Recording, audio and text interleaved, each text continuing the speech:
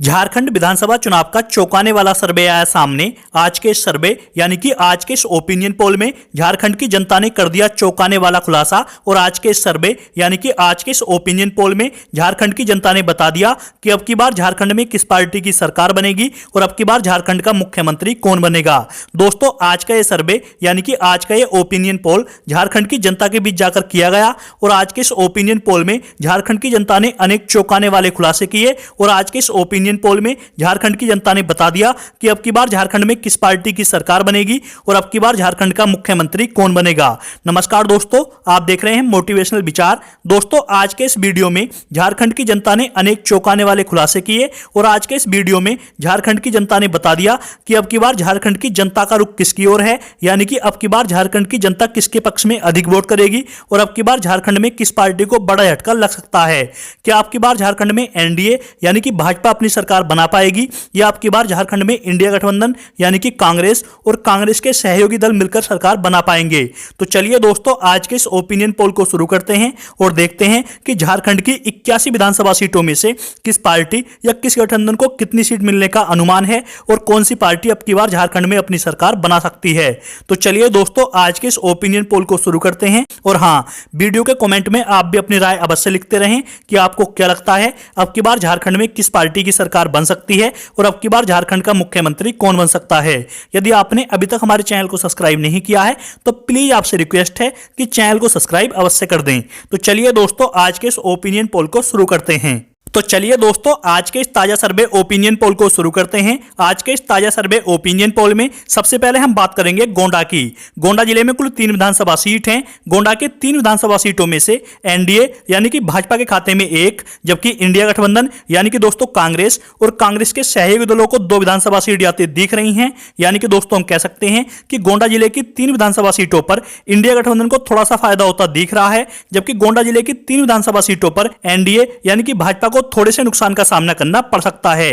दोस्तों, इसके बाद आता है हजारीबाग। हजारीबाग में कुल 4 विधानसभा सीट हैं। हजारीबाग की 4 विधानसभा सीटों में से एनडीए यानी कि भाजपा के खाते में 1, जबकि इंडिया गठबंधन के खाते में 2 और हजारीबाग की 4 विधानसभा सीटों में से 1 सीट अन्य दलों के खाते में जाती दिख रही है। यानी कि दोस्तों हम कह सकते हैं कि हजारीबाग जिले की 4 विधानसभा सीटों पर भी इंडिया गठबंधन को बढ़त मिलती दिख रही है, जबकि यहां पर एनडीए और अन्य दलों को भारी नुकसान का सामना करना पड़ सकता है।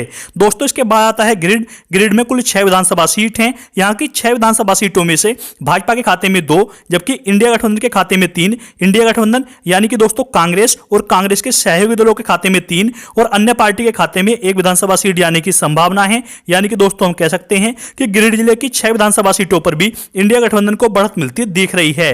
दोस्तों, इसके बाद आता है सरायकेला। सरायकेला जिले में कुल 3 विधानसभा सीट हैं। सरायकेला की 3 विधानसभा सीटों में से एनडीए यानी कि भाजपा के खाते में 1, जबकि इंडिया गठबंधन के खाते में 2 विधानसभा सीट जाने का अनुमान है। दोस्तों, इसके बाद आता है सिमडेगा। सिमडेगा में कुल 2 विधानसभा सीट हैं। सिमडेगा की 2 विधानसभा सीट इंडिया गठबंधन यानी कि कांग्रेस और कांग्रेस के सहयोगी दलों को जाती दिख रही हैं। सिमडेगा जिले की 2 विधानसभा सीटों में से एनडीए और अन्य पार्टियों के खाता खुलने की कोई संभावना नहीं है। यानी कि दोस्तों हम कह सकते हैं कि सिमडेगा जिले में भाजपा और अन्य दलों को भारी नुकसान का सामना करना पड़ सकता है, जबकि सिमडेगा में इंडिया गठबंधन को बढ़त मिलती दिख रही है। दोस्तों, इसके बाद आता है पलामू। पलामू जिले में कुल 5 विधानसभा सीट हैं। पलामू की 5 विधानसभा सीटों में से एनडीए यानी कि भाजपा के खाते में 2, जबकि इंडिया गठबंधन यानी कि कांग्रेस और कांग्रेस के सहयोगी दलों को 3 विधानसभा सीट जाने का अनुमान है। यानी कि दोस्तों हम कह सकते हैं कि पलामू जिले में भी इंडिया गठबंधन को बढ़त मिलती दिख रही है। दोस्तों, इसके बाद आता है पांकुर। पांकुर में कुल 3 विधानसभा सीट हैं। पांकुर की 3 विधानसभा सीटों में से एनडीए यानी कि भाजपा के खाते में 1, जबकि इंडिया गठबंधन के खाते में 2 सीट जाने का अनुमान है। यानी कि दोस्तों पांकुर जिले में भी इंडिया गठबंधन को बढ़त मिलती दिख रही है। दोस्तों, इसके बाद आता है जामताड़ा। जामताड़ा में कुल 2 विधानसभा सीट हैं। जामताड़ा की 2 विधानसभा सीट इंडिया गठबंधन के खाते में जाती दिख रही हैं। जामताड़ा की 2 विधानसभा सीटों पर एनडीए और अन्य दलों के खाता खुलने की कोई संभावना नहीं है। यानी कि दोस्तों हम कह सकते हैं कि जामताड़ा जिले में भी एनडीए यानी कि भाजपा की लुटिया डूबती नजर आ रही है।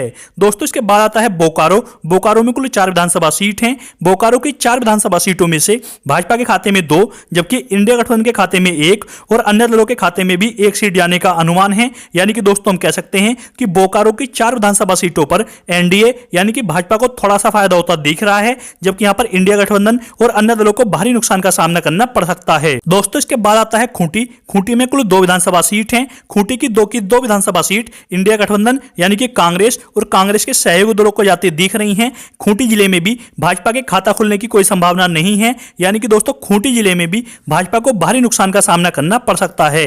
दोस्तों इसके बाद आता है लोहरदगा। लोहरदगा में कुल 1 विधानसभा सीट है। लोहरदगा की एकमात्र विधानसभा सीट इंडिया गठबंधन के खाते में जाती दिख रही है। यहां पर भी एनडीए और अन्य दलों के खाता खुलने की कोई संभावना नहीं है। दोस्तों इसके बाद आता है गढ़वा। गढ़वा में कुल 2 विधानसभा सीट हैं। गढ़वा की 2 विधानसभा सीटों में से भाजपा के खाते में 1, जबकि इंडिया गठबंधन के खाते में भी 1 विधानसभा सीट जाती दिख रही है। यानी कि दोस्तों हम कह सकते हैं कि गढ़वा जिले में भारतीय जनता पार्टी और इंडिया गठबंधन के बीच कांटे की टक्कर देखने को मिल सकती है। दोस्तों इसके बाद आता है देवघर। देवघर में कुल 3 विधानसभा सीट हैं। देवघर की 3 विधानसभा सीटों में से एनडीए यानी कि भाजपा के खाते में 1, जबकि इंडिया गठबंधन के खाते में 2 सीट जाने का अनुमान है। दोस्तों इसके बाद आता है दुमका। दुमका में कुल 4 विधानसभा सीट हैं। दुमका की 4 विधानसभा सीटों में से भाजपा के खाते में 1, जबकि इंडिया गठबंधन के खाते में 2 और अन्य दलों के खाते में 1 सीट जाने का अनुमान है। यानी कि दोस्तों हम कह सकते हैं कि दुमका जिले की 4 विधानसभा सीटों पर भी इंडिया गठबंधन को बढ़त मिलती दिख रही है। दोस्तों इसके बाद आता है रामगढ़। रामगढ़ में कुल 2 विधानसभा सीट हैं। रामगढ़ की 2 विधानसभा सीटों में से एनडीए अर्थात भाजपा के खाता खुलने की कोई संभावना नहीं है। रामगढ़ की 2 विधानसभा सीटों में से इंडिया गठबंधन के खाते में 1 और अन्य दलों के खाते में भी 1 सीट जाने का अनुमान है। यानी कि दोस्तों हम कह सकते हैं कि रामगढ़ जिले में भाजपा को भारी नुकसान का सामना करना पड़ सकता है। दोस्तों इसके बाद आता है पूर्वी सिंहभूमि। पूर्वी सिंहभूमि में कुल 6 विधानसभा सीट हैं। पूर्वी सिंहभूमि की 6 विधानसभा सीटों में से एनडीए यानी कि भाजपा के खाते में 3, जबकि इंडिया गठबंधन के खाते में 2 और अन्य दलों के खाते में 1 सीट जाने का अनुमान है। यानी कि दोस्तों हम कह सकते हैं कि पूर्वी सिंहभूमि जिले की 6 विधानसभा सीटों पर एनडीए यानी कि भाजपा को फायदा होता दिख रहा है, जबकि यहां पर इंडिया गठबंधन और अन्य दलों को थोड़े से नुकसान का सामना करना पड़ सकता है। दोस्तों अभी तक के ओपिनियन पोल में झारखंड की 81 विधानसभा सीटों में से 52 विधानसभा सीटों का ओपिनियन पोल हम देख चुके हैं और अभी तक के ओपिनियन पोल में से एनडीए यानी कि भाजपा के खाते में 16, जबकि इंडिया गठबंधन यानी कि दोस्तों झारखंड की 52 विधानसभा सीटों में से इंडिया गठबंधन के खाते में अब तक के ओपिनियन पोल में से 30 विधानसभा सीट जाते दिख रही हैं, जबकि अब तक के ओपिनियन पोल में से 6 विधानसभा सीट अन्य दलों के खाते में जाती दिख रही हैं। यानी कि दोस्तों हम कह सकते हैं कि अभी तक के ओपिनियन पोल में इंडिया गठबंधन बढ़त बनाए हुए है, जबकि अभी तक के ओपिनियन पोल में एनडीए यानी कि भाजपा और अन्य दल पिछड़ते नजर आ रहे हैं। दोस्तों वीडियो में अंत तक अवश्य बने रहें, जिससे आपको पता चल सके कि अब की बार वास्तव में झारखंड में किस पार्टी की सरकार बनेगी। और आपने अभी तक चैनल को सब्सक्राइब नहीं किया है तो प्लीज चैनल को सब्सक्राइब अवश्य कर दें। दोस्तों इसके बाद आता है पश्चिमी सिंहभूमि। पश्चिमी सिंहभूमि जिले में कुल 5 विधानसभा सीट आती हैं। पश्चिमी सिंहभूमि की 5 विधानसभा सीटों में से भाजपा के खाते में 3, जबकि इंडिया गठबंधन के खाते में 2 सीट जाने का अनुमान है। दोस्तों इसके बाद आता है लातेहार। लातेहार में कुल 2 विधानसभा सीट हैं। लातेहार की 2 विधानसभा सीटों में से भाजपा के खाता खुलने की कोई संभावना नहीं है। यानी कि दोस्तों हम कह सकते हैं कि लातेहार जिले में भी भाजपा की लुटिया डूबती नजर आ रही है, जबकि लातेहार की 2 विधानसभा सीट इंडिया गठबंधन के खाते में जाती नजर आ रही हैं। दोस्तों इसके बाद आता है गुमला। गुमला में कुल 3 विधानसभा सीट हैं। गुमला के 3 विधानसभा सीटों में से भाजपा के खाते में 1, जबकि इंडिया गठबंधन के खाते में 2 सीट जाने का अनुमान है। यानी कि दोस्तों हम कह सकते हैं कि गुमला जिले में भी इंडिया गठबंधन को बढ़त मिलती दिख रही है। दोस्तों इसके बाद आता है रांची। रांची में कुल 7 विधानसभा सीट हैं। रांची की 7 विधानसभा सीटों में से एनडीए अर्थात भाजपा के खाते में 3, जबकि इंडिया गठबंधन यानी कि कांग्रेस और कांग्रेस के सहयोगी दलों के खाते में 2 और अन्य दलों के खाते में 2 विधानसभा सीट जाने का अनुमान है। यानी कि दोस्तों रांची जिले में भी एनडीए यानी कि भाजपा को कहीं ना कहीं बढ़त मिलती दिख रही है, जबकि यहां पर भी इंडिया गठबंधन और अन्य दलों को थोड़े से नुकसान का सामना करना पड़ सकता है।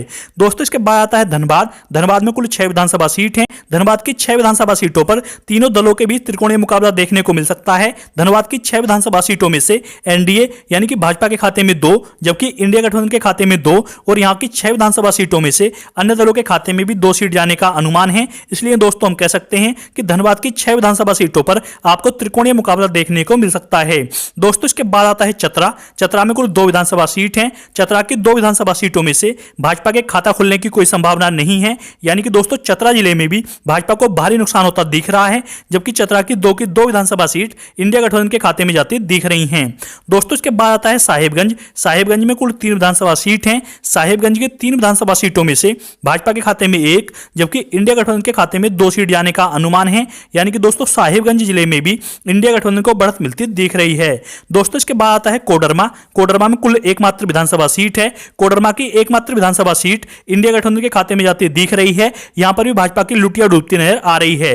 यदि दोस्तों हम झारखंड की सभी विधानसभा सीट यानी कि 81 विधानसभा सीटों के ओपिनियन पोल की बात करें तो आज के इस ओपिनियन पोल के अनुसार झारखंड की 81 विधानसभा सीटों में से एनडीए अर्थात भाजपा के खाते में 26, जबकि इंडिया गठबंधन यानी कि कांग्रेस और कांग्रेस के सहयोगी दलों को 45 विधानसभा सीट जाती दिख रही हैं। जबकि आज के इस ओपिनियन पोल के अनुसार झारखंड की 81 विधानसभा सीटों में से 10 सीट अन्य दलों के खाते में जाती दिख रही हैं। यानी कि दोस्तों हम कह सकते हैं कि आज के इस ताजा सर्वे ओपिनियन पोल के अनुसार झारखंड की जनता के ओपिनियन पोल के अनुसार अब की बार झारखंड में इंडिया गठबंधन यानी कि कांग्रेस और कांग्रेस के सहयोगी दल मिलकर सरकार बना सकते हैं, जबकि अब की बार के चुनाव में एनडीए और अन्य दलों को भारी नुकसान का सामना करना पड़ सकता है। दोस्तों वीडियो के कमेंट में आप भी अपनी राय अवश्य लिखें। आपको क्या लगता है अब की बार झारखंड में किस पार्टी की सरकार बन सकती है, और चैनल को सब्सक्राइब अवश्य कर लें। वीडियो को लाइक करना ना भूलें।